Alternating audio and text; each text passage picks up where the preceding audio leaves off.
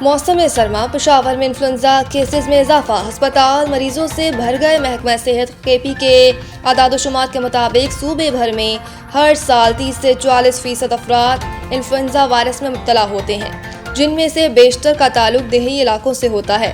رواں برس بھی ہسپتالوں میں نزلہ، زکام، دمہ اور دائمی تنگی تنفس کے مریض موجود تھے، جبکہ بڑوں کے ساتھ بچے بھی موسمی بیماریوں سے متاثر ہو رہے ہیں۔ ماہرین صحت کے مطابق انفلوئنزا ایک وائرل وائرس ہے جو کھانسی، بخار اور چھینک کے ذریعے ایک شخص سے دوسرے شخص میں منتقل ہوتا ہے۔ تاہم سرد اور خشک موسم کے باعث انفلوئنزا وائرس متحرک ہو جاتا ہے۔